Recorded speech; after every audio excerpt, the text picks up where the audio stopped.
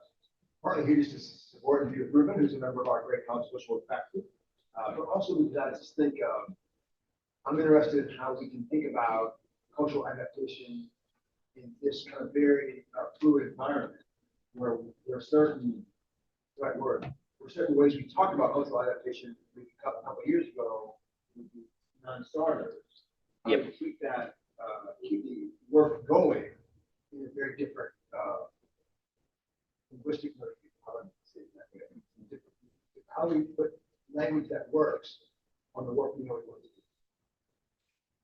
And you're completely right. Like when I started, there was a big debate about cultural adaptation. Why cultural adaptation? And then I'll go over that. And then 9 weeks ago, we were scheduled to be in Bethesda, the headquarters of NIH. All the heads of institutes were going to be there because it was going to be the first cultural adaptation conference. Finally, everybody was, yeah, we have to culture adapt, and it was canceled a few days before the meeting. So it's like we are being sent back 20 years on all the battles we have fought on that. So we definitely need to figure out a way to talk about cultural adaptation again without losing the essence of it and resisting on that. So thanks, Jack. Hey, my name is Thomas Battle. I work in Israel at Project Education. A program called Relationship Builders. And I'm also on this W. Great. All around marriage, couple, relationship education, and house culture.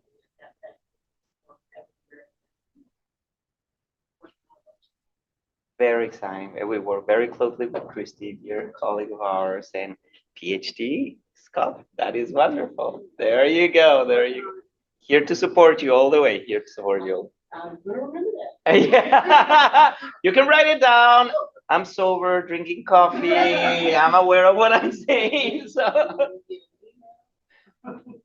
please, please. Yes, yes. Absolutely. Mhm. My name is Wanda Chrisman. I'm the executive director of Adaptation. Concentrated, but we are LGBT attorneys, and as I'm taking over this work, where I'm also trying to be diverse in that, and we try to get you also very on board. So I'm looking at the Latin LGBTQ, like LGBT. And even though I am an ally more than a member, I still want to make sure that our agency does not forget those other pieces to our families, to our kids, and teach that, on purpose. I don't want to make like, oh, we should say this. I want for who we are. We're already very welcoming and open society. Any dynamic of couple or even youth that can be a part of our program, but I just want to make sure we're still integrating that in every aspect of our agency. And as we build prevention with LGBT, that's where we want to go. So we just want to make sure we're also integrating whatever culture they come from in addition to. That is wonderful. Thank you so much for your service and everything you do. And you will find this model. I'm gonna focus on the case of adaptation for Latino, Latinx populations. And but it can really be transported to all expressions of diversity. So as you see the presentation, you can start thinking about LGBTQ plus populations and how that applies. So thank you for being here today. Hi, good morning. I'm Dr. Deanna Webster, and I've been in this field for 30 years. I'm going to use the older term, cultural competence. So I'm still very concerned about us being culturally competent, whether we're talking prevention or intervention. So I've been in this field at our level as a direct service person. I'm a social worker. I'm an LMFT, I have a Ph.D. in educational leadership and taught at the university level for many years, and I still do. I'm a cultural competence at the University of Miami, Oxford, and University of Connecticut for many years. And then I do some training in child welfare supervisors. on race, equity, and inclusion. I train their supervisors to work with DPR. And we continue to struggle with how do we make sure we're being culturally competent and culturally aware when we're working with those who are in the field. And that they're being mindful, especially when we're talking about brown and black communities. So always conscious of that and our own internal biases as we approach the system and those that within the system. And what services look like for them and how to implement the services. And that's, I'm always concerned about how that information is being put together, how we're delivering it, how we're training those in the direct service work. Excellent. In that area. So that's why I'm here. I'm always, what are we doing? What's the trend? What's the new language? Because at the end of the day, it still kind of comes down to, we're talking about kids in placement. We still have more brown and black kids being put in placement at, disproportionate numbers than we do white children. The numbers are still there. The reality is still real. And where I work now, I'm the director of clinical services for Catholic Charities Diocese of Nashville. We have a really large Latino population. And so a lot of our programming is, I would say, in one of our programs, we're probably 80% Latino. Wow. So wow. We had struggled for a long time having Latino therapists, bilingual therapists. And the competition for bilingual therapists is so high. I mean, we are in competition with every other agency. Of course, everybody can pay more money than our nonprofit. Then we got Vanderbilt, one of our larger competitions right there in the city of Nashville. So if somebody wants, needs that, they can pay a lot more than we can. So we have struggled a lot to maintain that, to be able to have that skill set. Then one of my therapists who's been with my agency for over 20 years just retired. Wow. Oh my God, you can't retire. But so that's a challenge too, right? Meeting people with their language. I ended up getting 2 other staff who are Latino. But anyway, so just making sure you have that presence available. But then, of course, in the Latinx community, you got so many different dialects. Depending on where people come from within South America and all that. If you're from Venezuela, there's a little different. From Argentina, there's a little different. Yep. So yep. Just having that and just making sure that we are meeting people where their needs are is always an issue, and always just want to make sure we are providing that service on the level of what the client needs. Perfect. I always want to just hear the information of what new research is out there and what people are doing. Thank you so much, and thank you for that, energy of like, I need to be on top of how this is being delivered, how is it that we're conceptualizing. I think I'm gonna present a lot in terms of what we have advanced, where we are getting stuck now, and how we are rethinking about how to move forward in the next 3.5 years, hopefully, only, as we are have become a very controversial area of research in the cultural adaptation. So thank you so much for being here and putting that voice of expertise and wisdom of so many, and your track record in academic settings is like, oh my gosh, it's so exciting. So thank you for being here. Welcome everyone who arrived. We are going over brief introductions so I can see your area of expertise, professional interest, so I can tailor the next hour that we will be here towards your needs and expectations. So thank you so much. We go. I'm Catherine Herrera, and sorry. You're doing great. You're doing great. My first degree is in political science from Loyola Marymount. So I lived in Whoa. Los Angeles for a very long time with my emphasis on Chicano studies. Wow. Probably back then. But at the time I had I worked with Central Juvenile Hall in East LA, the Latin population, and had an older volunteer who was like, "Oh, you don't say Chicano." And I went to my professors and I was like, "You told me I can't say Chicano." Why is the whole department native? Yeah.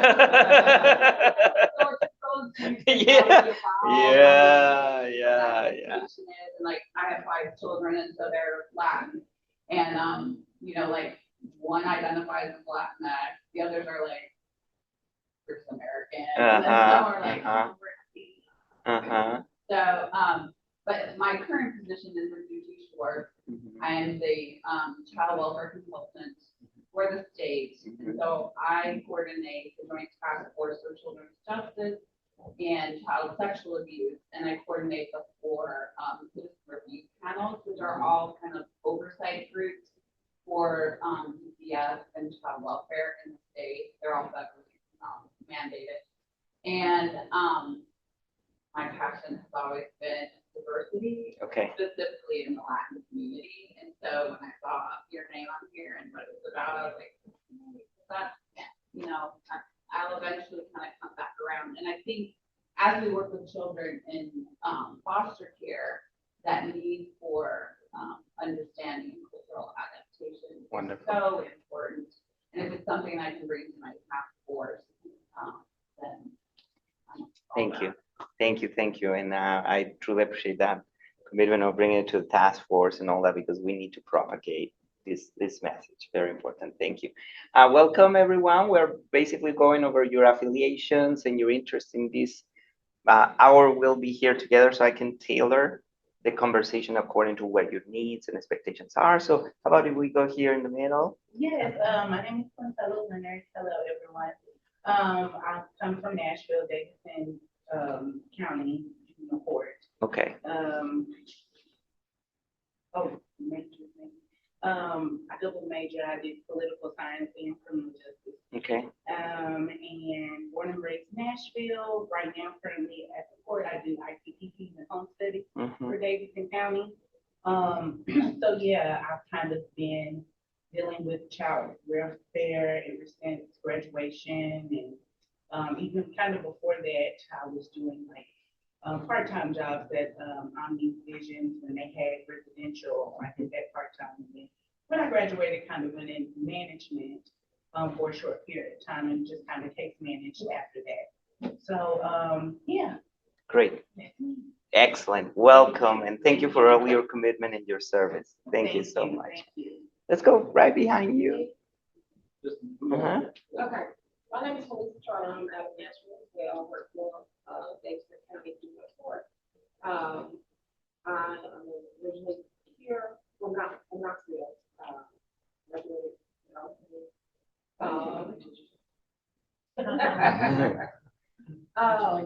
but I am actually, I work in the child support division. Parent teachers work called, I'm a supervisor. We have a program called Parental Assistance Support. We have individuals who have barriers that have had the child support and try to help them knock down those barriers. Help them get back together to work as a child support. And also, we're also mediators. They come in and file a visitation petition. We do mediation and parents to try to bridge the gap. So the dad part, it's mostly dad, so the dad part. Great. Wonderful. I'm so happy to hear all the diversity and interdisciplinary that is represented here. Thank you for being here. Absolutely. I'm Anna Smith. I'm also a supervisor, and so all the things she said. They're right. They're right. Is perfect.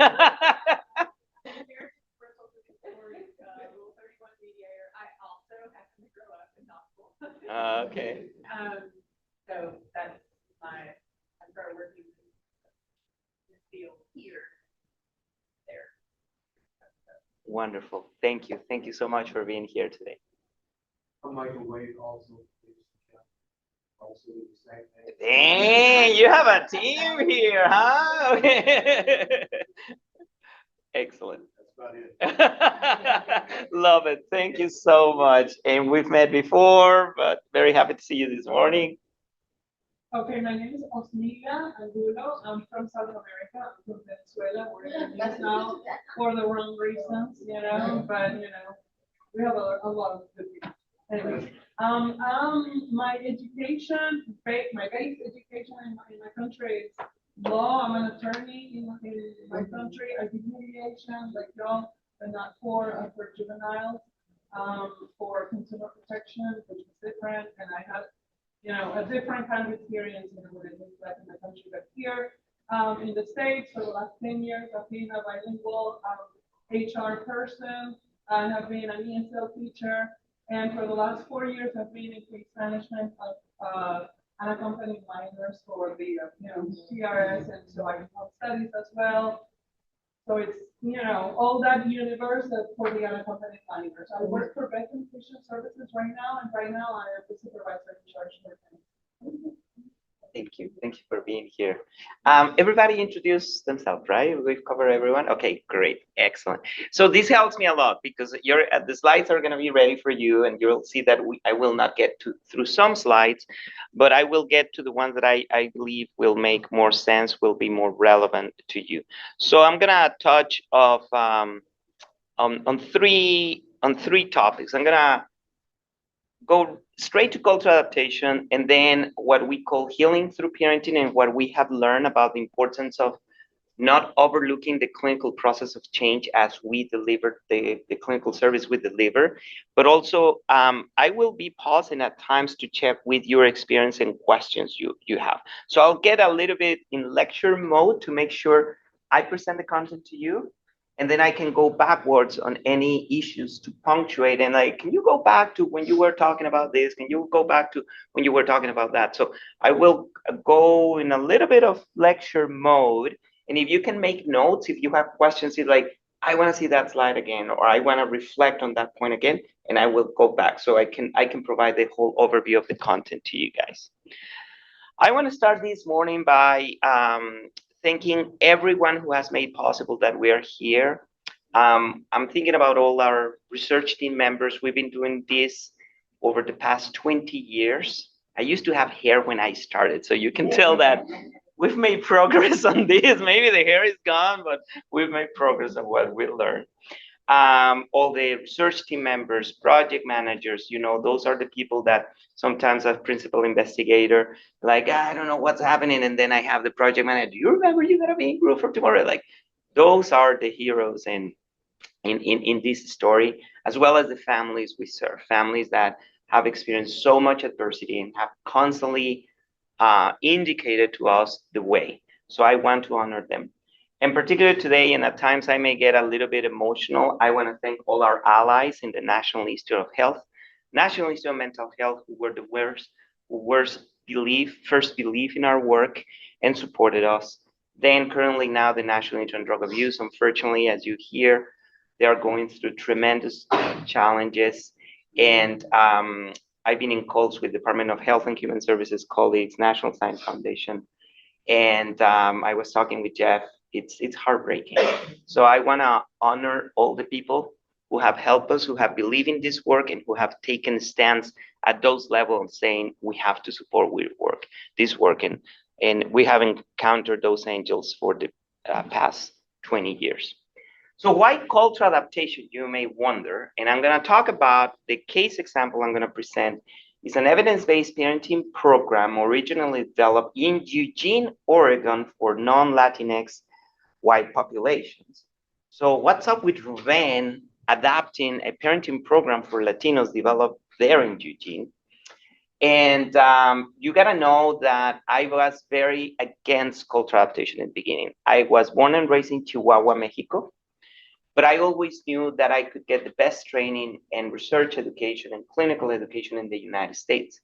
So why was I against it? Because in northern Mexico, you see the imperialism that has taken place since Manifest Destiny in the 1800s from the United States, right? We were invaded in an unfairly way, in which history is presented as Mexico City, the territories where they were taken from. There was capitulation, but based on force.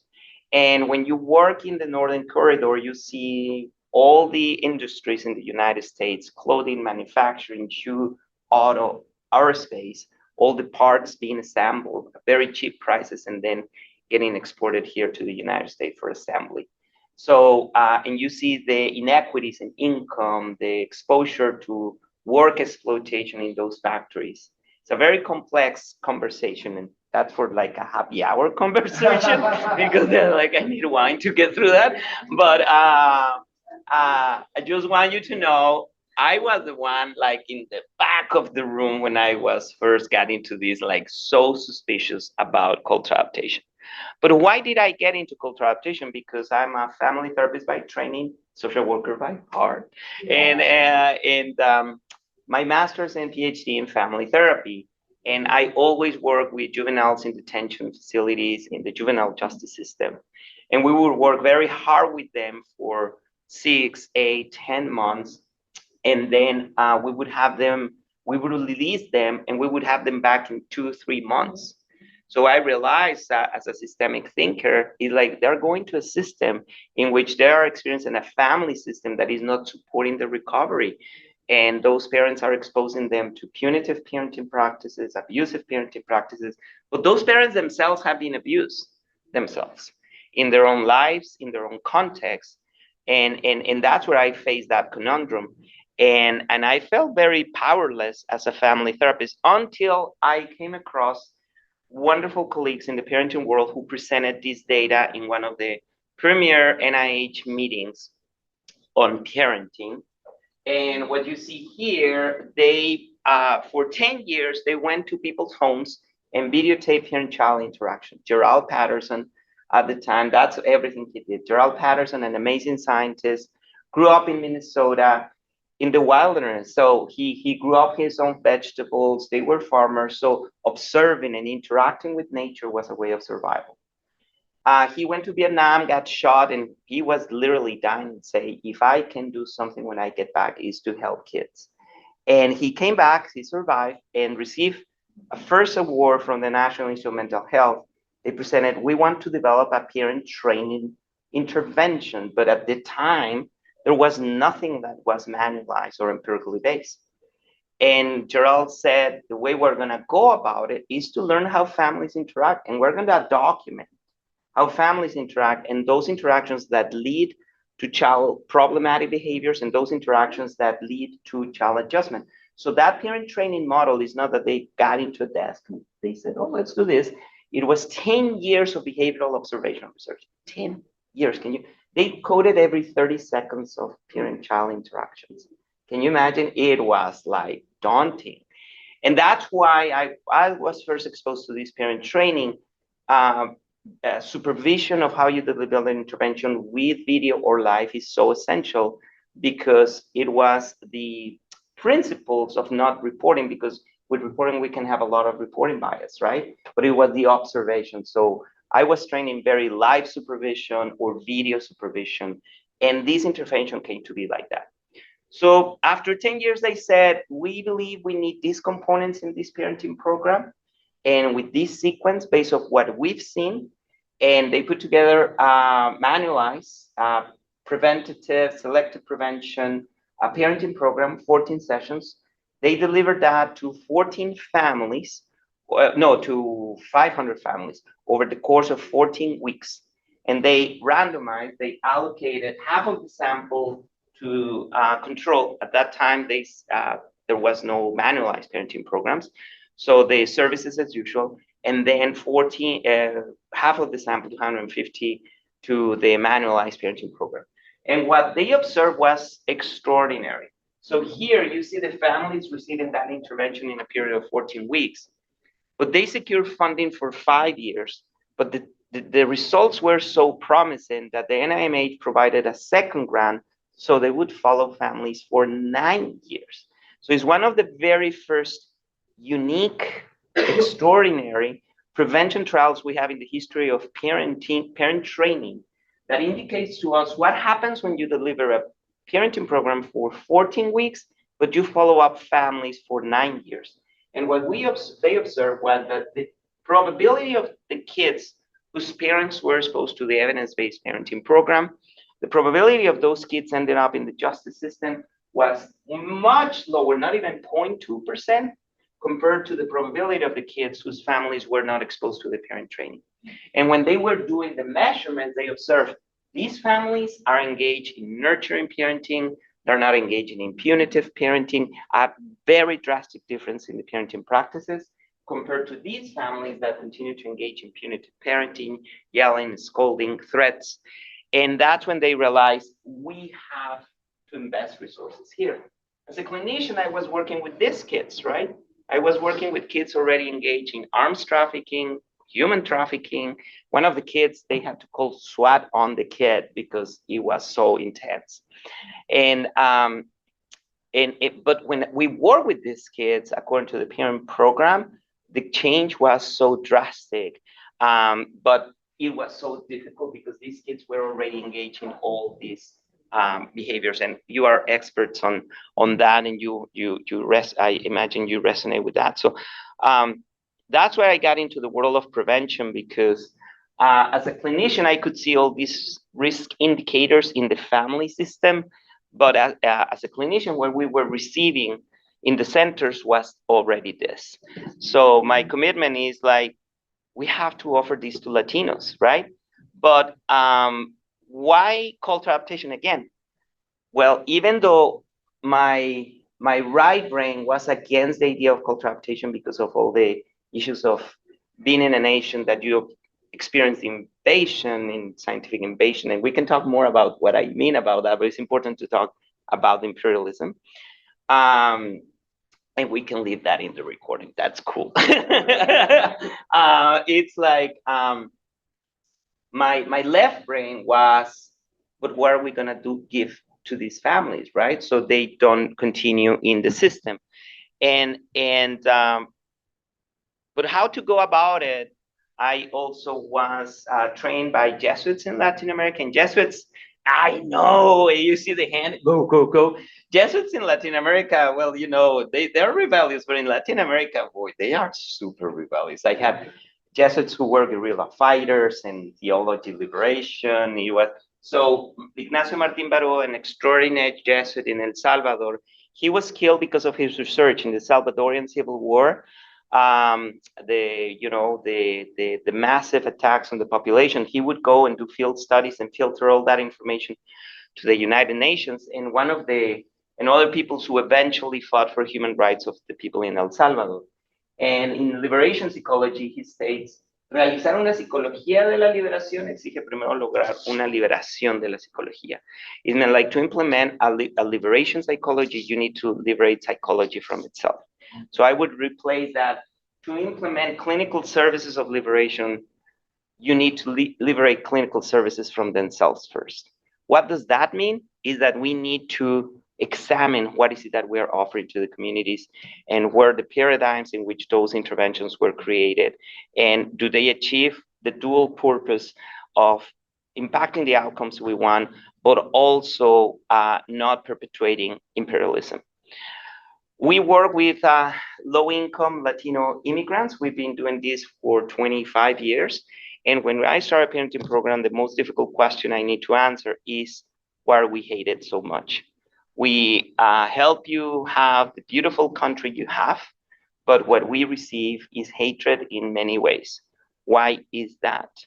And this is a very difficult question to answer, because the motivation of the Latinos is to pursue a dream, right? To pursue a dream for their families. We pay taxes, we offer everything we can to this country, and we receive all that adversity.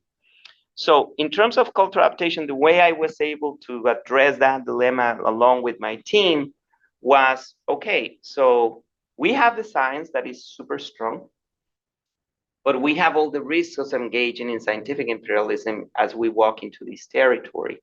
So how are we going to do this? We implemented a large-scale qualitative study in the city of Detroit, because for 2 years, we wanted to understand the life experience of the Latinx community. I use the term Latino, Latinx, Latina, Latinx in so many ways and interchangeable, because we are at risk if we attach to one term to engaging in imperialism too. When I go to Latin America, I said, wow, so you have a new term for us, and we have not been invited to the table to discuss the terms. Huh? Like, good for you guys. It's like you keep amazing us, and that's why I use all those terms in many ways. And in Chile, for example, they don't even use Latino; they use Chilea. So that's what global engagement provides you, is like it makes you more humble. So that's why you see me moving across several terms. What we learned in those qualitative studies were about the experience of adverse discrimination from parents, about the challenges in parenting that they had, and the parenting needs.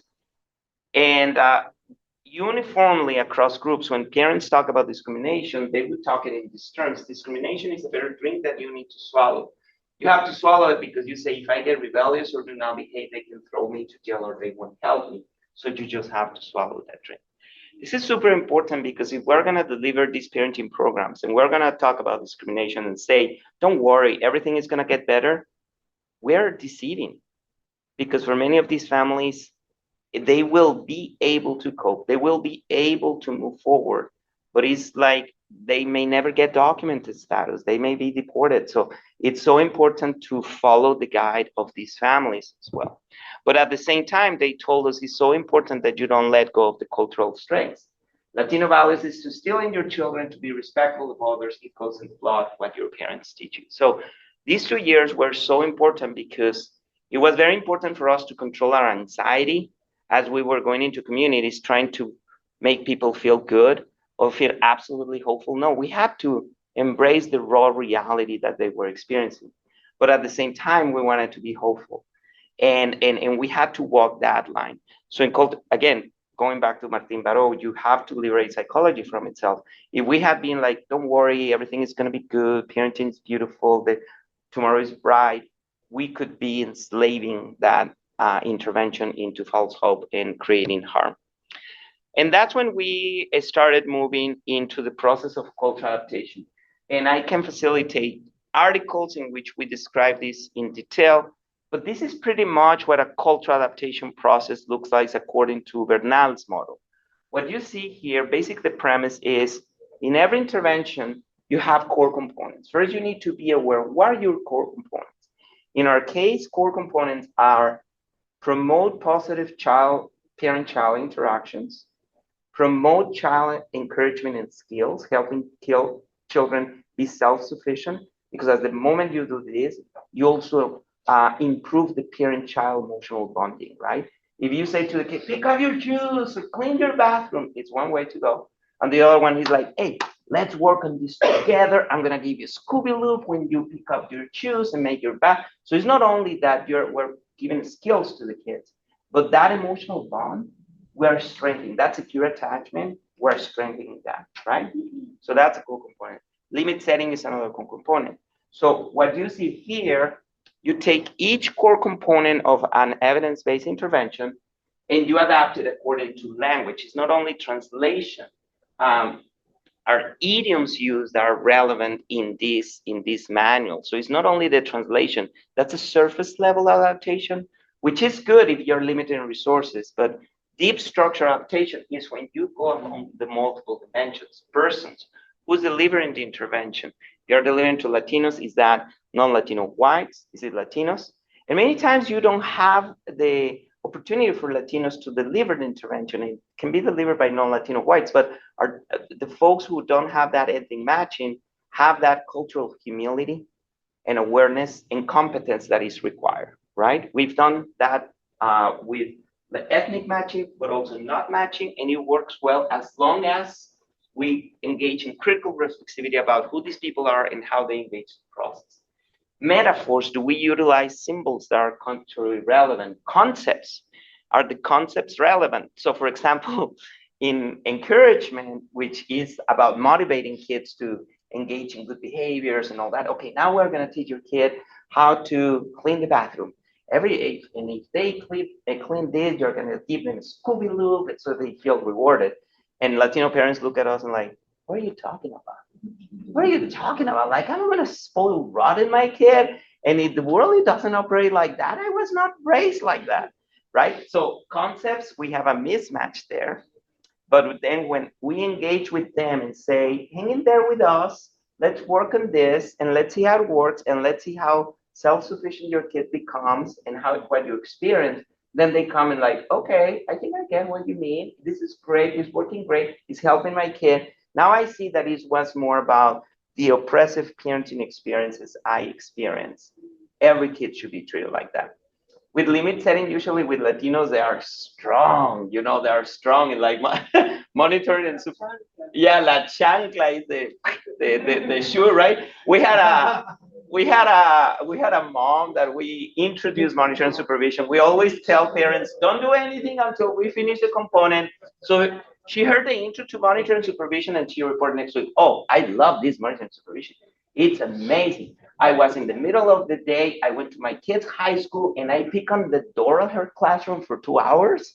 And can you imagine the kid in classroom and then mom like, look at me, oh my God, a 14-year-old. Yeah. So if you see the concept of discipline of respect is so strong that usually in our adaptation, we just need to tell parents, you can relax, you don't have to go and pick over the door in your kids' classroom, but these are the ways in which you go about it. The content of the curriculum use case examples are culturally relevant. The goals are treatment goals culturally relevant. How you deliver the intervention is very important. Our intervention is a lot about role plays. So when we do role plays with Cubans in Miami, it's like, Saturday night show. He goes, oh, bring it on. Anyway, because we are as parents to be misbehaving kids and all that. But when we implement with Latinos in Chile, they're very subdued. They're way more. And it's like, don't do that. You're stressing us out. And like, okay, okay. So even within Latinos, you were mentioning, there are so many differences we need to adapt in context. And here is where I'm going to focus a lot on our first trial. When I engage in this world, the first application I submitted to NIMH was adapting generation PMTO for Latinos. Is the intervention I show you. I said this is a no-brainer. There was only one intervention that was adapted, evidence-based intervention for Latinos.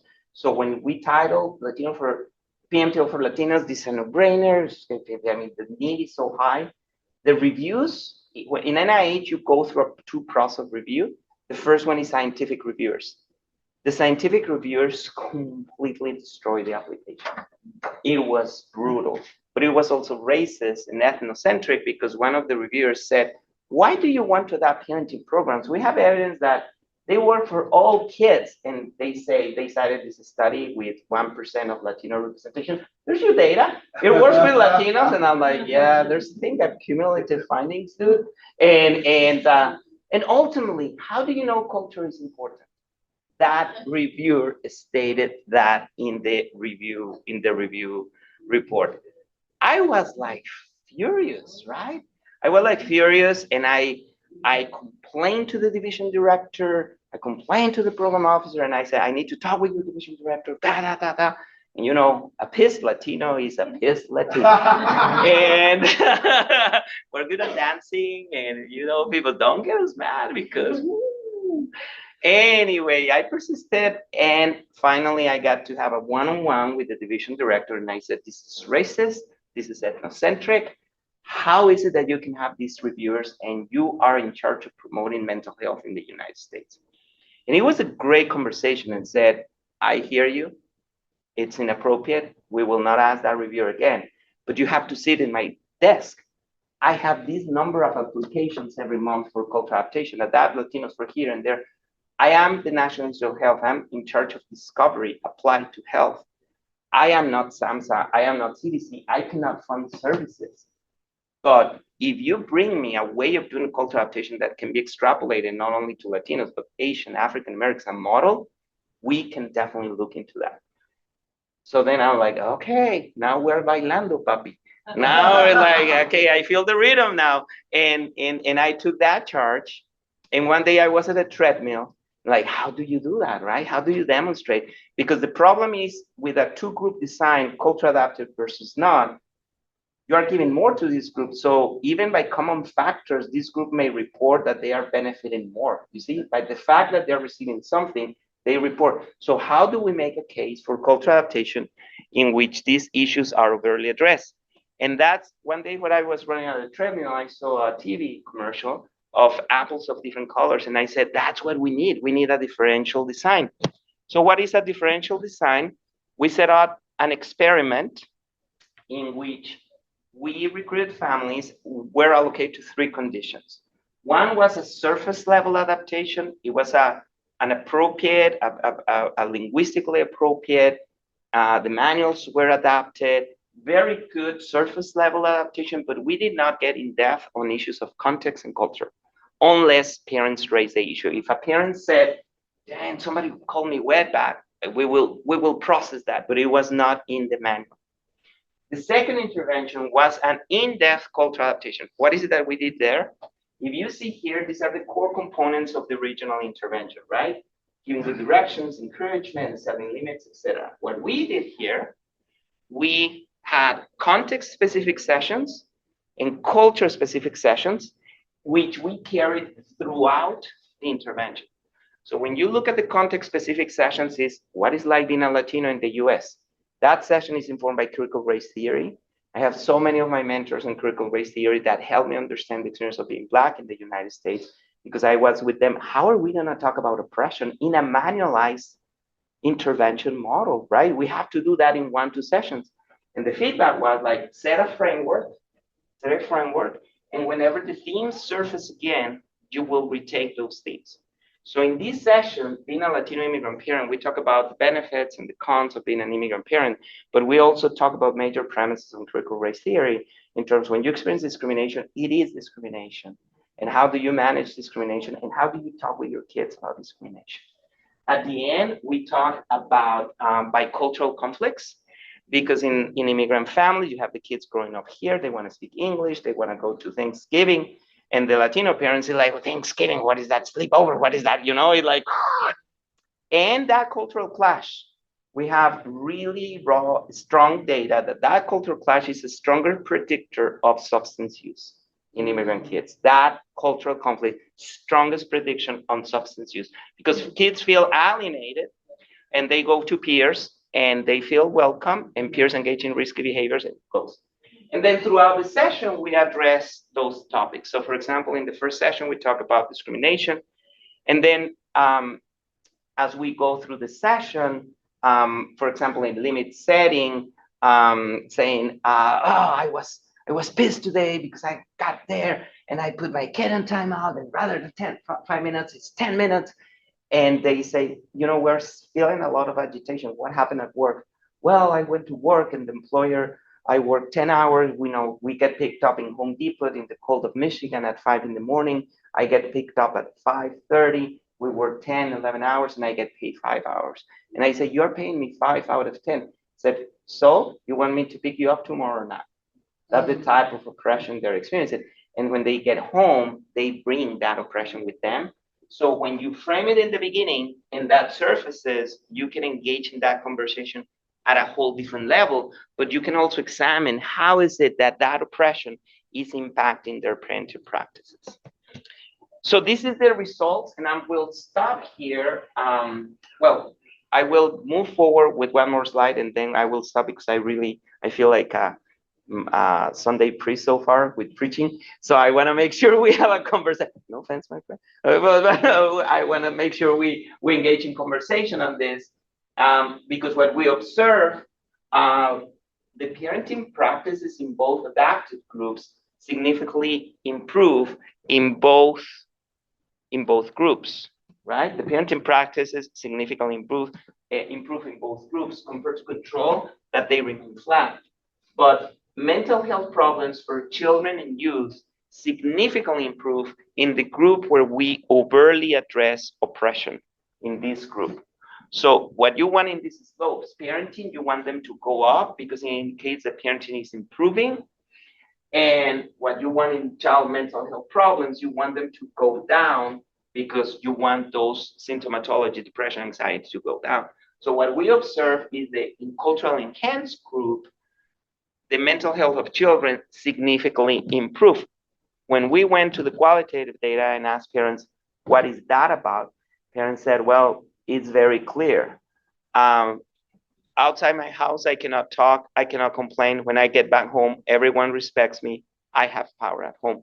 So our group was known at that time by providing empirical data that oppression, discrimination, and adversity that families experience in the larger context, if you don't address it in clinical services or prevention services, your service may be limited or may be harmful, because it's a very narrow view of systemic change that we're adopting.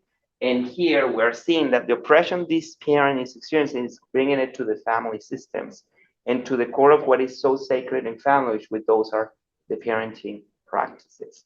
So that study led us to document that. I'm gonna move to this slide, and then I'm gonna stop so we can engage in conversation. As a result of this, we engage in a lot of reflexivity about what's the process of change.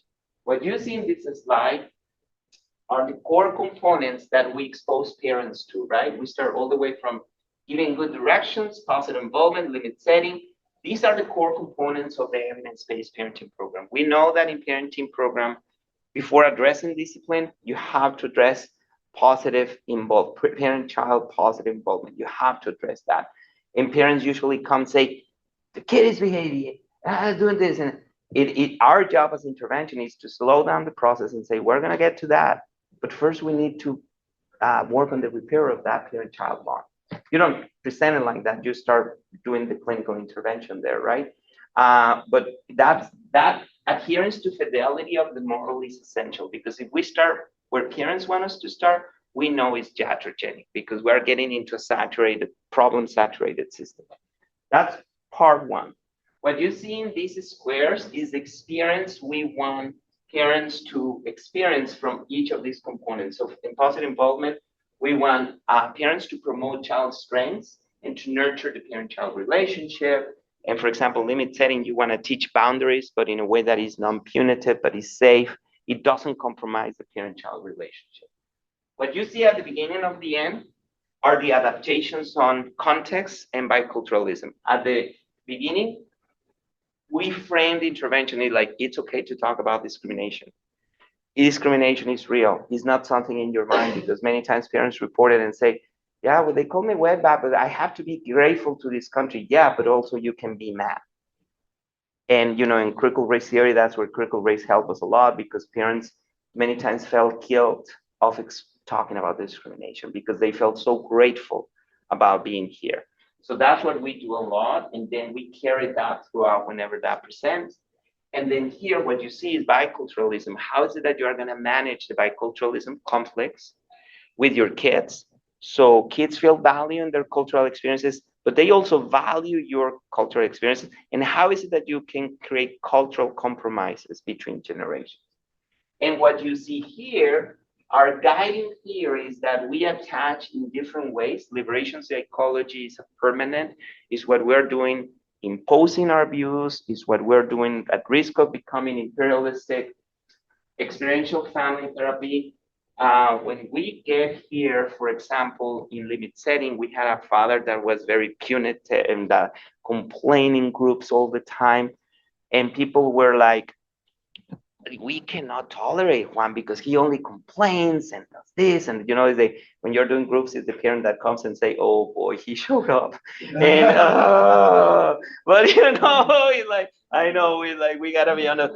But he never missed. And I know. And then in a role play we did on limit setting, we are demonstrating an abusive way of doing parenting, limit setting. We yell at each other as interventionists. And we turned to the audience and he was crying. And I said, Juan, you're touching something very deep. Can you tell us? Well, I just did that before coming to groups. And you see me complaining, but it's just, I want to be a different parent. And when I misbehave, my parent would take me to the bathroom, to the shower, start hitting me with a cable. If I complain more, he would turn on the cold shower and hit me with a bigger diameter cable until I stopped crying. I don't know how to be a parent, and that's why I'm here today.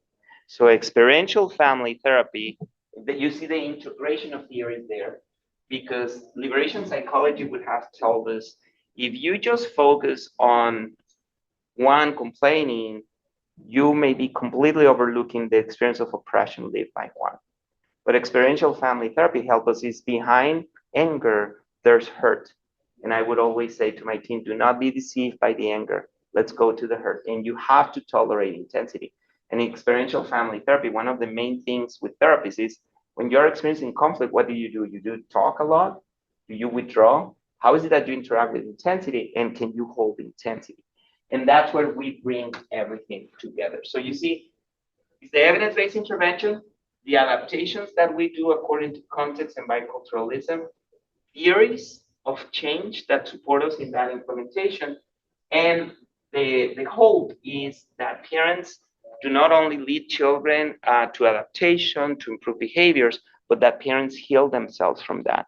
Because one not only became a better parent himself, but he was able to process the attachment injuries that he experienced as a child that were determining in great ways his identity and how he was engaging in abusive parenting.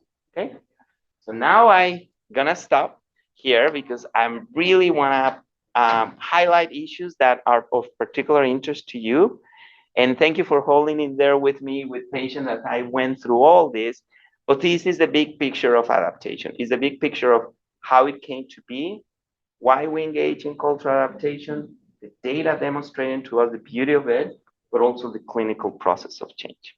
Okay, so I can go back to any of the issues, any of the questions, because we have 16 minutes, and anything that is of benefit to you and your areas of expertise and interest. When you were talking about the role play that you just did, and you said earlier that you have to adapt to the presentations, some Chilean American Chileans were overwhelmed by some of the antics said where the Cuban American. How do you handle that in a group? You have such mixed diversity there without overwhelming and pushing so many people out. As far as the group goes, it is hard because when we implemented in Detroit, we had Cuban immigrants and Latino Mexican immigrants. So talking about discrimination, we had major differences there because some were with documented status of refugees and the others were undocumented. So we always go in piloting experiences. We never launch big intervention without piloting. So usually when we adapt, you saw the steps of adaptation. Usually the first year of adaptation, we go in small groups, very small groups, to see if the adaptation that we believe is going to work holds.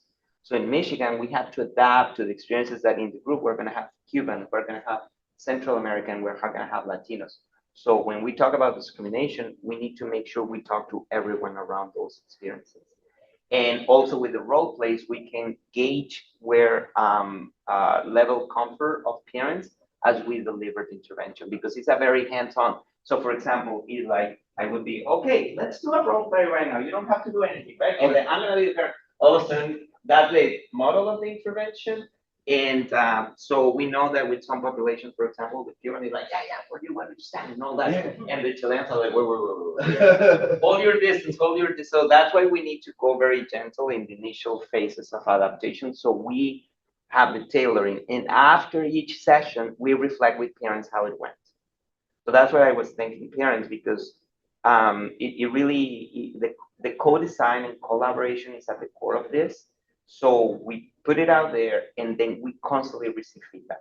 So for example, when we did the trial with families with small children, at the beginning, I had the bicultural conflicts at the beginning because I said these bicultural conflicts are strong, but the satisfaction ratings were very low in the beginning, and we process with the group. So we evaluate ourselves qualitative and quantitative every session, and we went with parents like, we are being rated low by you. So let's have a conversation. And when our mother said, I signed up for this group because I'm spanking my kid.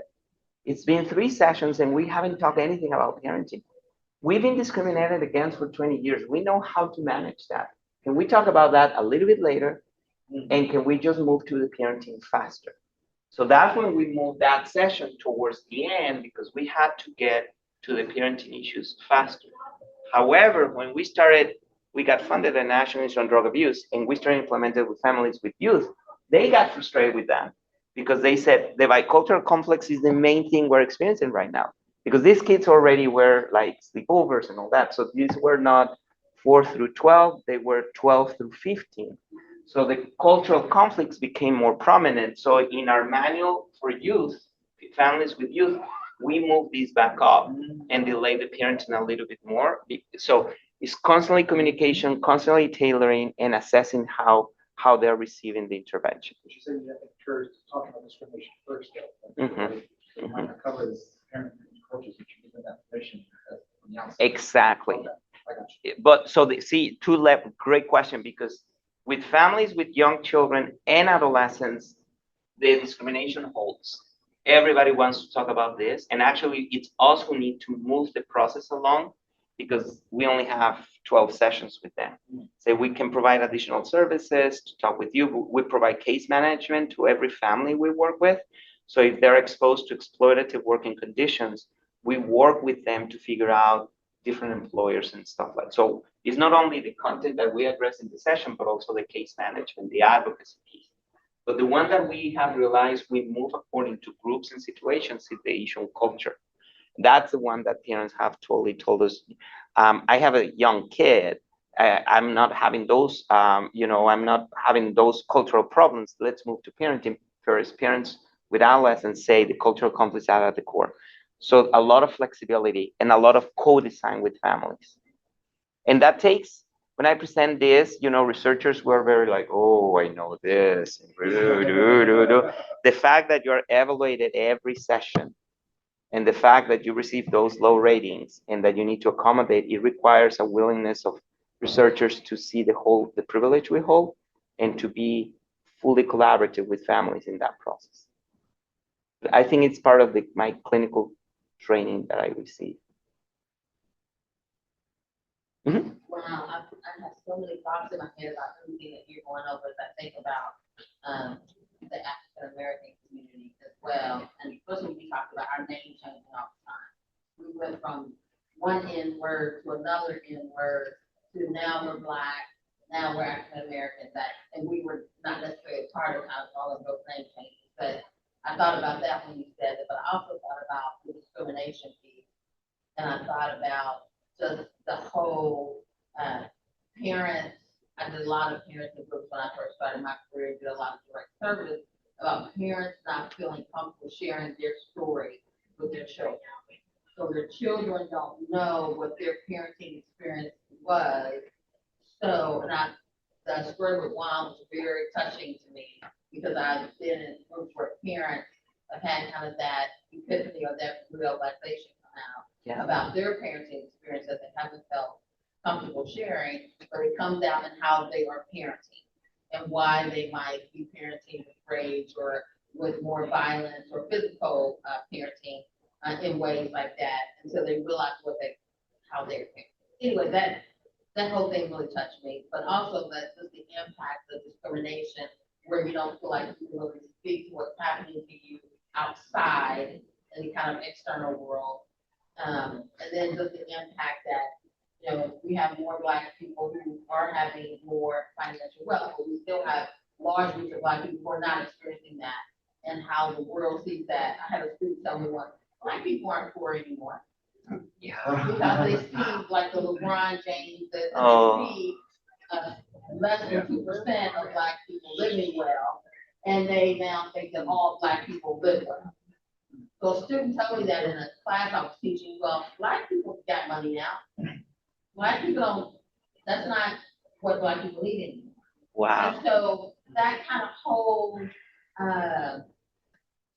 dynamic was really interesting to me and kind of what you were saying about the picture of a group of people and that fact that discrimination is still happening and that sometimes people don't believe it's happening, and where do you go with that? How do people manage that emotionally?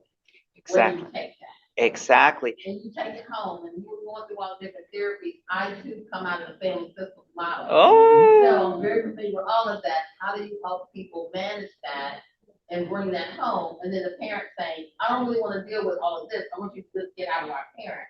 But we can't get there until we deal with why you parent that way. Happening with you. Exactly. So all of this is a lot of things coming up on what you're saying as I think back on that. And then I also thought about, I did a lot of work in domestic violence, and one of my research areas is like how domestic violence comes out of that. Mm-hmm. Excellent, excellent. That led me into being trained in programs for men who batter and abuse. Because I remember one group, we were running the group and we were checking, so how's everything going, blah, blah, blah. And then one guy raises his hand, they were with his wife, and everything is going great, but only one problem. And what's that problem? Oh, the woman next to me. And then the interventionist look at me and say, oh, you're Ruben. And I'm like, thank you, team, thank you. But that led me to get into that. That's how I got part of my trajectory in the men who battle abuse, in terms of how to manage those situations, because we closely work with domestic violence programs. And I also, as I was engaging in this adaptation, I engaged in adaptation for the Duluth model battery treatments program, because how is it that we work with that population? And I ran groups, and when I groups with men who were abusing, they were saying, well, these Latinos, they don't communicate, they don't contribute. But I started from the place of discrimination and say, you're going out the script. Yeah, you pay me to do that.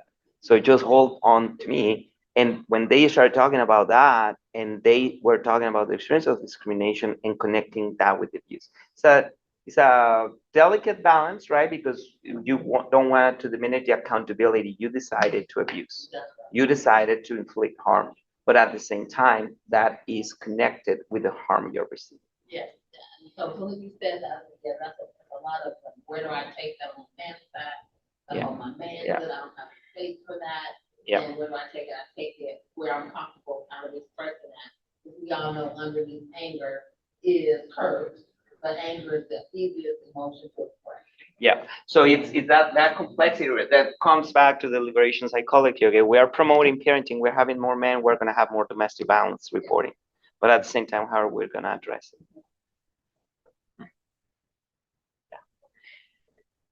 Any other points that you, or any of the points you would like me to go back and explain more? Kind of add a little bit. I expressed this to somebody not too long ago. My birth certificate, well, my parents' birth certificate say, oh, my birth certificate says nigger. My children's birth certificate say black and African. Just it kind of helps you frame Wow. now recent moments. And the other thing that you said is not understanding history. Part of why we parent the way we do as African Americans is not safe. Yes. Yes. It was safe for me to make sure I beat you, or I hit you, because your life could depend on you not listening to me. I think it's so important that we understand the history behind how and why we do things, and there's an attempt to erase all of that. Yes. And because of that attempt to erase all of that, we are putting ourselves in further danger. No, you're absolutely right. And then I think one of the things that I would add to that, you're so right to add that, is that what we used to do is communicate that orally. And now that conversation piece is missing about this is why I'm doing this. And that's that other piece about that oral communication about us telling them. Yeah. So you're a real point. Thank you for sharing that piece of history, which is so essential, because if we dissociate that from the way we intervene and mental health services, that's where, in our view, we can get into that scientific imperialism. So I was a teacher, and I think some of the same thing kind of applies. So how do teachers receive what students say? Sometimes the classroom is one because the teacher has to control their experience of discrimination or injustice from their supervisors in the world at large. So they take out some of that control on students. They can, at least in some ways, control. And also how teachers are rated, because if teachers are rated by a supervisor who's not culturally competent, they may not understand each state. Like a teacher only should have one manual, can be really a powerful way to teach color. But if you're not aware of that style of it, you can see it like too authoritarian. And so all these issues really apply also to about how teachers teach, how we rate teachers, how we help teachers. It's just I'm just really the parallels are compared to the teachers really powerful. That is really, really important, because being in the classroom, I also see that too. Because and I used to work with teachers as well. So I used to do, yeah. So you're absolutely right. And that's where I find the cultural adaptation paradigm so liberating, because if you see, it's all the dimensions of experience. If you can apply this to the teaching, we've received clients from the corporate world, asking us to do some consulting in this because you really go through all these dimensions of experience or interventions that you're delivering, and it's very liberating. And for example, just one dimension, context, it can be so profound in the way you go through that experience. Well, and I think, as they were talking about the Black African American experience, I thought it's not even, it's the history and getting to understand the history because my dad was white, but he grew up with very little. He grew up, partial of his life in an orphanage where he didn't have control. And I think understanding that and bringing, I think it's that understanding of the history of the person and meeting them where they're at. So now as an adult, I can look back and say he was as, I don't want to say violent, but as need for control, like even because he didn't have control as a child. And I think if you bring that into any of your discussion, whether it's teachers, I'm a special ed teacher too by trade, and that trying to get teachers to understand the difference is that diversity. Exactly. What's the difference? Like, Exactly. I'm not making an excuse for a child. I'm giving them an explanation. We can come at them with something other than aggression. You have a child coming out of trauma. Exactly. They want to come just like, the Latin experience, gotta have this because what he's just like the child cannot respond to you. Exactly. In this, I say violent, way. And that's the beauty of systemic thinking, right? Because if you're only that immediate systems and you overlook all the meso, the exo, and the macro systems that are impacting that student, that parent, that's where, in our view, we can get into oppressive practices. Yeah, I was just thinking community and how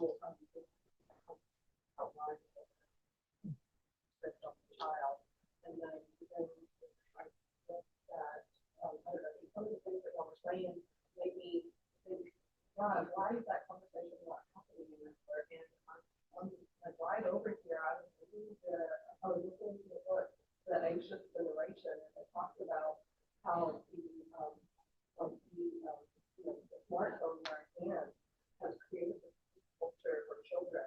And it's almost like I feel like if there's a black child saying, oh, practical all this just based on all the celebrities you're watching in the past, maybe it's saying their parent would be in the same room and say, I'm not a great basketball player or something like that.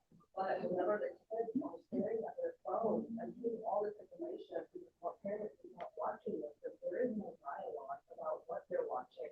And they were saying that the smartphone generation has a different culture. So it's almost like what they're saying is you're having a cultural adaptation for Latino, Latinx families, Black families, whoever you're working with, LGBT. But then you're also, in addition to that, I feel like what are we going to do to make sure that we're adapting our parenting programs to include the new culture that is the smartphone generation of these kids who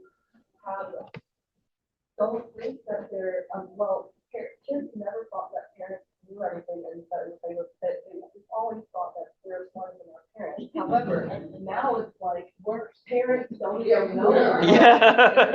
Yeah. And they don't, they think that because they're indoors in their bedroom, keeping them from going to sleep over next door at that kid's house, whose parents we don't agree with, is keeping them safe. Or in fact, to go to that parent's house or a sleepover is probably safer than having their kid upstairs in their bedroom looking at the smartphone. Yep. And I apologize that I will need to wrap up. As a good Latino, we're getting there on time. But if you can, briefly. I will be brief. I will just touch on the parenting, and I will say parenting is possibly one of the single hardest thing someone can do. I thought it was marriage. There are ways to deal with marriage. But the thing is that when you the more you struggle, like with your partner, it's not actually about them, it's about you. but it's to adults, you kind of can get away with it, you know, because you can talk about it. But when you have an infant, you know, and you have a child, Yeah. that child is bringing the absolutely worst out of you, you know, when you're absolutely tired, sleep deprived, and all those things, you know, and then you extend that throughout the years, and it's just really complicated. But besides being parent, you know, parenting, which I am very interested in reading the whole study. Please, where can I get that? Then you add another layer, which is the cultures, you know, and cultures just understood as, you know, the amount of values that one people's group share, you know, and then you add what you're saying, you know, like the age we're living in, we're in the information era, and you add all of these elements. I just feel like we need to approach this with humility, you know, and just get real curious. Do not make assumptions, you know, just get real curious and ask questions with listening ears, you know. Ask questions not to respond, but to understand. Yeah, and that's You gotta be willing to come to the table. Yeah. So I would like, and just very quickly, 30-second message, contextual family therapy. Parents always say, this kid. Contextual family therapy states the theory of justice within family therapy. Parents need to be psychologically stronger. Parents need to be emotionally stronger. And it's like, you cannot expect reciprocity from your kid. You decided to bring this human being in the world. You have to be stronger. We will provide that strength for you. And eventually, when you get old, they will be stronger than you. But right now in the parenting, you have to be situated. And that's another element of that grounding. I would like to thank you for going above and beyond with me. And anything you need on cultural adaptation, you know where to find me in this amazing College of Social Work. Thank you so much. Thank you so much.